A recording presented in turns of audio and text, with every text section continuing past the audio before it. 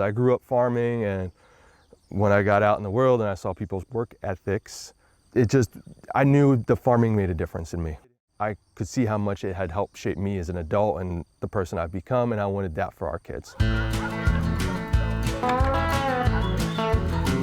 So we've got 3 kids, Caleb, Thor, Isla. The whole premise when we started our farm was to get them involved. So to honor and to show that it's for our kids, we came up with the name because Flukefelder Family Farm is just not gonna work for anything. So it's Cathis, it's Caleb, Thor, Isla. We just took the first 2 letters of each of their names and Cathis Farm.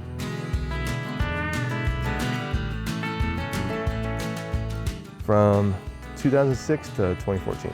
I was active duty military, got stationed at Fort Bragg in 2010. We wanted to be away from the base, have a little bit of space. But we started with 6 acres and a barn, and we would start with some egg layers and the meat chickens for us, and I'd get some pigs when I got home from deployment, raise them for 6 months, and before I went back out on deployment again, we put them in the freezer, and that was kind of our thing. Did 7 deployments in 8 years. So at that point, I was just burned out and ready to just spend time at home. The kids kept growing up. After 4 years of being stationed at Bragg, we liked the area, we didn't want to move again. We'd kind of gotten established and said, we'll stay here. Was gonna get out and go to school. Just realized that my passion was more in the farming, and we've bought more adjoining land, and we're up to 51 acres now.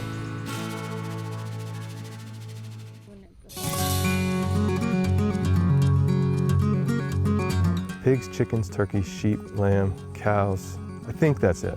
But it's being diversified, so that way when we go to a farmer's market, if we're low on beef right now, we still have our pork and our chicken to supplement.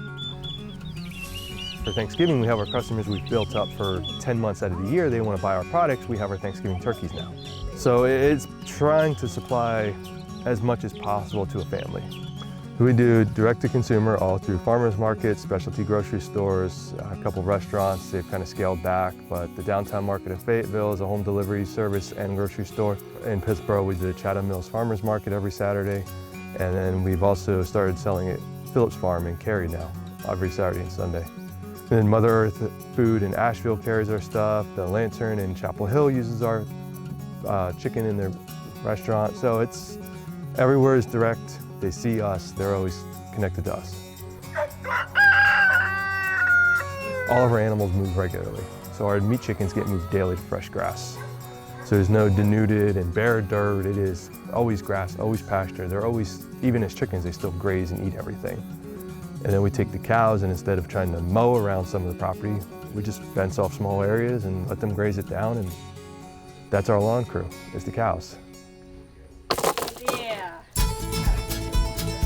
This year is our 2nd year doing our sunflower patch with 20 varieties on a 5-acre field, and the cosmos, and red ones, yellow ones, white, purple, all colors of sunflowers, even little fuzzy ones now that have come in.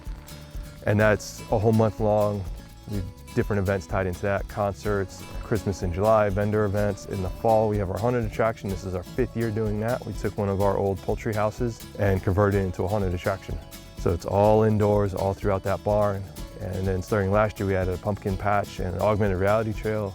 This year, starting in 2021, we're going with a full-fledged corn maze, all Amazon jungle this year, interactive.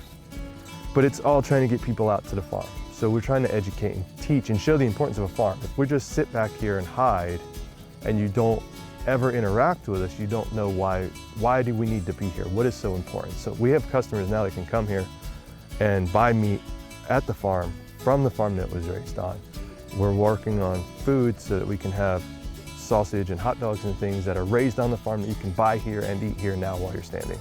We're trying to be transparent as much as possible. We want people to see the good, see the bad, see what farms do and what it takes to get that thing on your plate to you. And then also give families an opportunity to get outside and not just go to a well-manicured, perfectly groomed park, but to a farm where it's not always perfect. 5 years ago, I had no idea that this is where we would be. So it's just looking at what opportunities have come along and just taking chances.